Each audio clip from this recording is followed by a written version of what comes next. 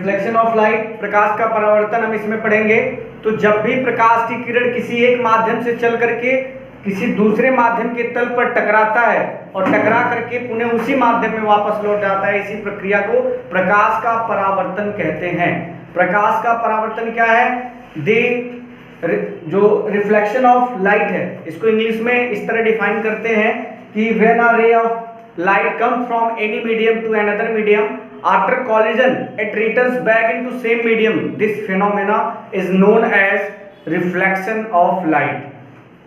इसमें कहने का मतलब ये है कि कोई भी रे, मान लीजिए एक किरण कहीं से निकली और किसी एक माध्यम से निकली और दूसरे माध्यम, यहाँ पे हमने दूसरा माध्यम प्लेन मिरर ले रखा है, समतल दर्पण ले रखा है, इसके माध्यम के तल पर टकराई और टकरा करके पुनः वापस लौट गई। मान लीजिए आप एक टॉर्च लीजिए, टॉर्च को अपने सामने एक मिरर ले लीजिए, प्लेन मिरर, जिससे आप अपने फेस को देखते हैं। प्लेन मिरर को ले आकर के उस पर टॉर्च जलाना, वो टॉर्च देखना, जिस तरह आप उस मिरर को घुमाओगे उस एंगल पर एक रिफ्लेक्शन होकर के एक जगह अलग से लाइट फोकस होती है, तो वो रिफ्लेक्शन ऑफ लाइट ही होता है। तो रिफ्लेक्शन ऑफ लाइट क्या है? प्रकाश का परावर्तन। तो जब प्रकाश की किरण किसी एक माध्यम, मान लीजिए टॉर्च से निकली, प्रकाश किसी एक माध्यम से चलकर दूसरे माध्यम के तल पर टकराया, मान लीजिए मिरर पर टकराया, समतल दर्पण पर टकराया, और टकराने के बाद वह पुनः उसी माध्यम में वापस लौट आती है, वो वापस चली जाती है। इस प्रक्रिया को प्रकाश का परावर्तन कहते हैं। तो लाइट क्या है? Reflection of light. When a ray of light comes from any medium to another medium after collision it returns back into same medium, this phenomena is known as reflection of light। या आप कह सकते हैं bending of light या bounce back of the light is known as reflection of light। एक line में आप ये भी कह सकते हैं। अब हम बात करते हैं कि इंसिडेंट रे क्या होता है। जो शुरुआत में सबसे पहले रे पड़ती है मिरर पर, ये सबसे पहला रे जो पड़ता है इसका नाम होता है इंसिडेंट रे।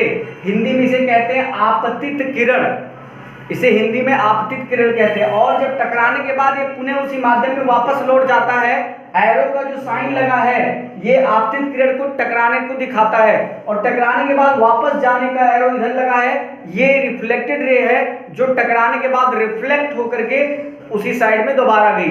तो इस फेनोमेना को हम कहते हैं रिफ्लेक्शन ऑफ लाइट।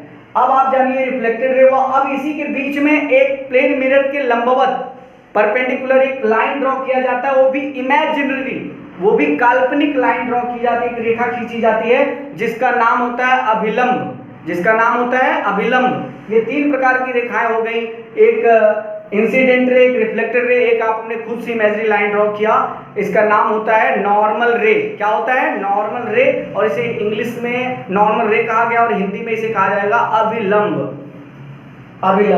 और ये प्लेन मिरर था। प्लेन मिरर के पीछे मैंने पेंट इसलिए किया है कि लाइट क्रॉस ना कर सके। आप हमेशा ध्यान देना कि reflection of light opaque medium में ही होता है, रिफ्लेक्शन ऑफ लाइट अपारदर्शी माध्यम में ही होता है, पारदर्शी माध्यम में नहीं होता है।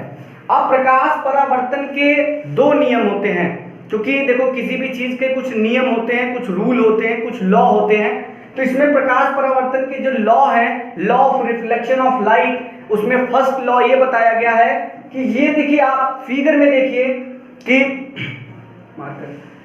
देखिए कि कोई भी रे जो आती है उसे इंसिडेंट रे कहते हैं। जो सबसे पहले प्रकाश परावर्तन के नियम, इसमें फर्स्ट लॉ है कि जो इंसिडेंट रे है और जो रिफ्लेक्टेड रे है और ये जो नॉर्मल रे है, ये देखो तीनों एक ही जगह पे लाई हुए हैं, एक ही जगह पे स्थित हैं। तो एक ही पोजीशन में, एक ही पॉइंट पर ये स्थित होते हैं। तो ये कह रहा है incident ray, reflected ray, normal ray lie on the same point.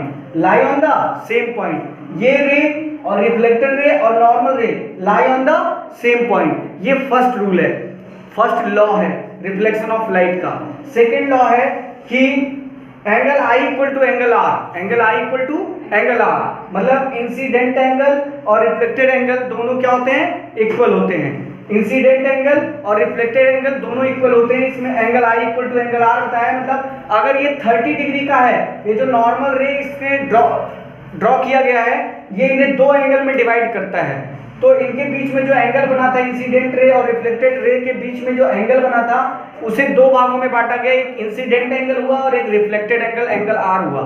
तो एंगल आई और एंगल आर, यही सेकंड लॉ है कि रिफ्लेक्शन ऑफ लाइट में जो एंगल होता है, एंगल ऑफ इंसिडेंट जो रे है उसका जो एंगल होता है equal to angle of reflected angle, ये दोनों इक्वल होते हैं। ये आपका सेकंड लॉ है। मतलब द्वितीय नियम, प्रकाश का आपतन कोण बराबर होता है परावर्तन कोण, मतलब आपतन कोण जो है परावर्तन कोण के बराबर होता है। ये आपका द्वितीय नियम है। इस तरह प्रकाश के परावर्तन का कंप्लीट आपको जानकारी हो गई है।